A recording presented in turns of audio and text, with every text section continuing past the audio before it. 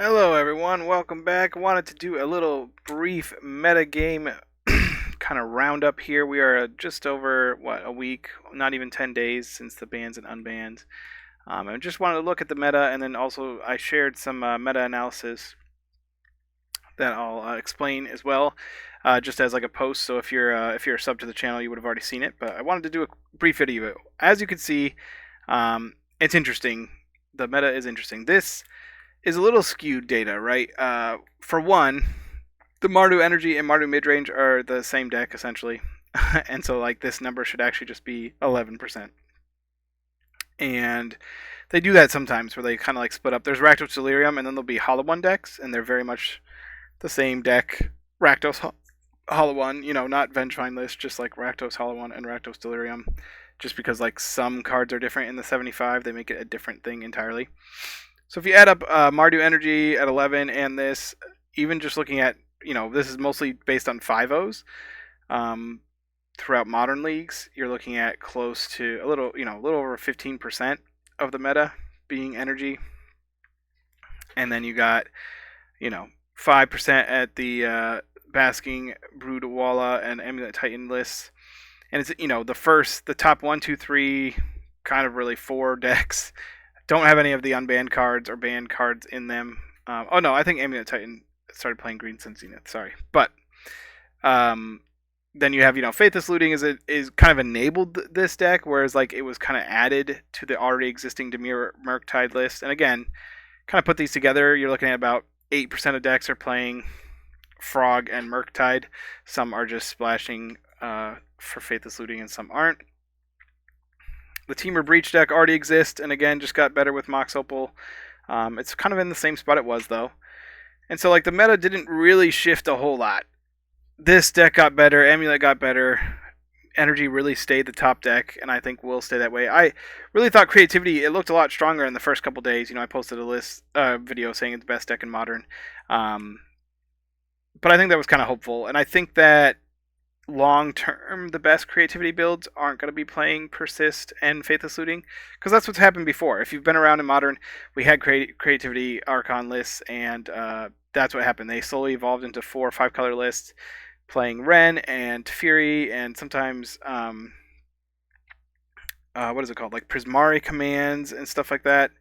And they play counter magic, and they get to use the counter magic to protect their combo as well as stop other combo decks, and then have the inevitability of going off. You see poor Splinter Twins down here, all the way at the bottom, and didn't perform well in any. Sorry if you could hear that. The site just started being really loud. But yeah, Twins way down here, and again, Grinding Station and Breach are the same list essentially. They're just different splash colors. Different like support cards, and so this really should be 6. So like Grinding Station should be up here. It should really be like Energy, Murktide, Frog Murktide lists with Oculus, and then Breach, Grinding Station, and then Amulet Titan and Basking Brute. Like those should be the top decks really. Hollow One will be right after that, I suppose, the first one on the second roll, and then Creativity. But oh, that's the other. Yeah, Boros mid-range. So add another 2.4% to the energy meta is really up there at 17%, even based on these numbers. And so there's part of this that like this is good to look at. It gives you kind of a picture, but you have to like know what the numbers actually mean and what this is actually saying. They're taking every 5-0 into consideration, and this is again during a week where a lot of people have the they bought the token that lets them have all access, the all access pass, and a lot of them are testing out decks with Opals and Lootings and Twins and Green Sun Zenith.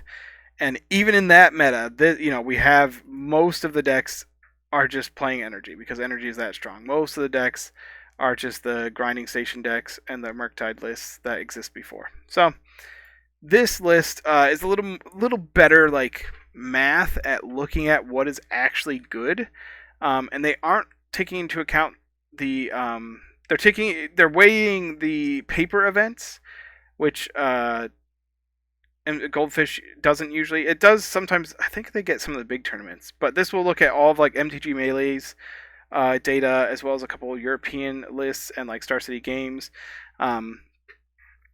And there's two things about the paper meta. One, they're not taking into account like Friday Night Magics, so you get a lot less of just like people playing for fun, whereas people will do that with competitive leagues and sometimes 5-0 with a list they don't really care about. Um, and two, paper Magic meta moves slower because of the cost and getting the cards physically being a barrier.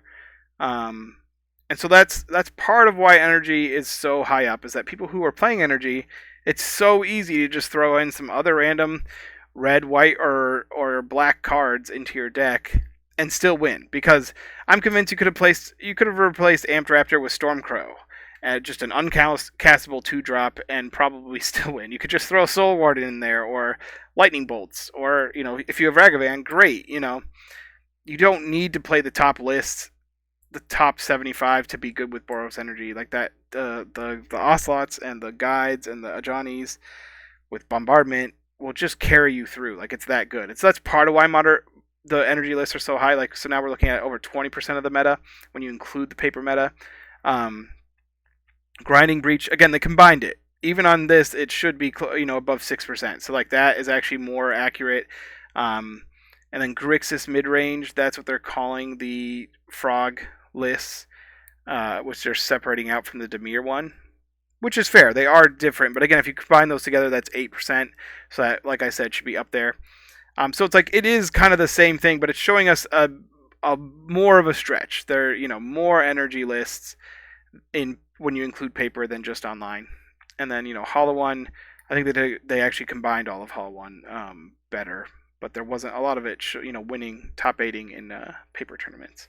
And then so this includes, I think, up to top 8 or top 16 of challenges, and then top 8 of paper tournaments with over 20 decks reported that are comp REL. And so yeah, you see very low numbers down here for the Breach Eldrazi, Ramp Eldrazi, Ruby Storm, Burn, Goryo. And so then this other one is a win rate map, and I shared this as well. So I just wanted to explain it briefly. The top and the bottom are like your outliers of how well this deck is doing. And again, this is a very limited window. We're looking at 1 week. We're looking at a few events, and something like Ruby Storm, I think that might only be like 2 or 3 players, right?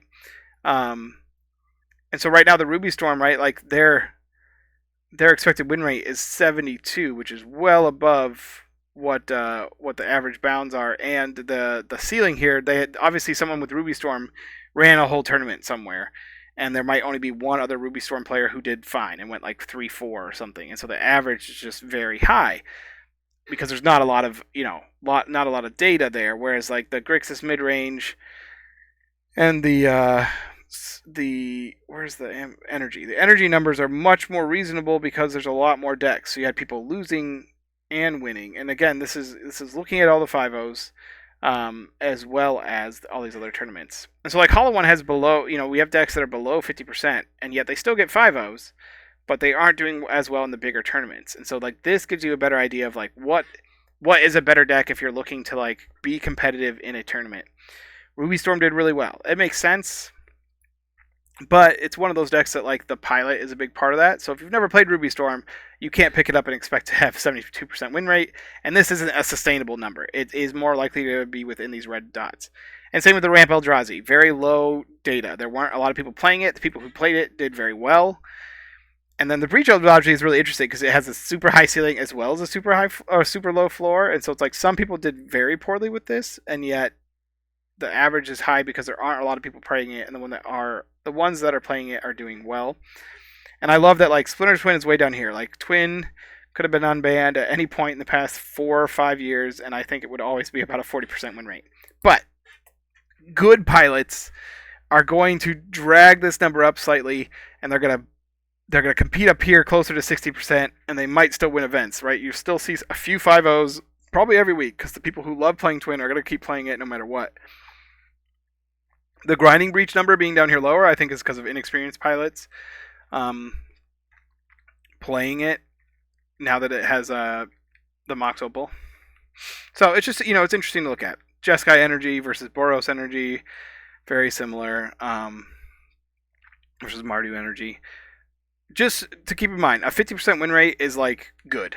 A 50% win rate means you could still spike an entire tournament and go 16-0 because you're winning. You have a 50% win, 50-50 to win every matchup. If you can drag your win rate up to about 60%, you're doing better than you're a pro. The Magic pros usually only have about a 60% win rate. So throughout a year, throughout a season, they might win a tournament where they went 100% or 90%, right? But you can't expect to have numbers up here above this red line long term. And so like this 58 is something that's interesting to me. Like this Amulet Titan number, I think Amulet Titan is one of the. I probably shouldn't zoom in and out. That's going to be confusing. But that's probably it. Probably is one of the strongest combos going forward. Green Sun Zenith adds consistency to it, adds toolbox to it if it needs it. Yeah, it's consistent. It's strong. It's harder to interact with. Like yes, you can interact with it, of course, but it has ways around basically any interaction, and it has the what is it called, redundancy to get through most interaction. If you manage to thought seize a primeval titan and surgical it, yeah, it's gonna be pretty hard. They can still win though. They have the bear line now with the analyst. If they play the analyst build, they can just win with land drops eventually. Like you have to apply pressure still. Like if you manage to surgical Valakuts and Amulet or Primeval Titans, like yeah, they're probably not going to win that match. But basically, the only deck that can do that is Mill, and Mill is one of the Amulet has always had a rough matchup against Mill, but it's probably better now with the bear than it ever was. Ruby Storm is another one where it's like if you're really good at playing Storm, like it does have ways to get around most things. It is consistent. It is powerful. It does struggle a little more with certain pieces of interaction, and if it ever becomes like the best combo deck in Modern, everyone's going to have 4 or 5 sideboard slots dedicated to it, and it's going to be a lot harder to keep that win rate up high. But it makes sense in a meta like this that it would do well because the few people who are playing it, right, it got no new cards. I mean, I guess you could play Faithless Looting. I don't think Storm actually likes Faithless Looting. I'm curious now that I've said that. It's not even going to be on the first page, yeah. Or no, there it is. Why didn't I see that? Oh, it reset to the time. Is it playing Faithless Looting? I don't think so. Yeah. I would be surprised if it did. It doesn't seem... Does it play Faithless Looting? No. Okay. Yeah. You're like, well, it plays, Past in Flames. Of course, it's like, no, but it's card disadvantage. It needs card advantage. So, anyways, those are some of my thoughts on the meta. I think that if they really don't make any changes till March, we're going to have about 3 months. You have probably another week of people really testing stuff. The All Access Pass runs out on the 2nd. People will get all their paper cards that they wanted to get in the next couple weeks, and so there'll be the paper meta will kind of linger for another probably month. But by the end of January, it's pretty much, I expect to see basically just energy, frog decks, and combos. And that's going to be like Grinding Breach and Amulet Titan and Brood Scale are going to probably be the top 3. And so expect to see a lot of those decks. And if you're playing online, expect to just continue to see a ton of energy for the next 3 months, because they did not ban Amped Raptor was not the ban to hurt the deck really. And like I said, I think the bans might have actually strengthened it. Hope you enjoy. Let me know your thoughts. Let me know what decks you like, don't like, what you think about the bans, unbans. People have been talking about maybe Glimpse getting unbanned, and that would be really interesting. But at this point, they've said they're not going to do anything till March, so we got months of just sitting here and watching Ocelots beat us up.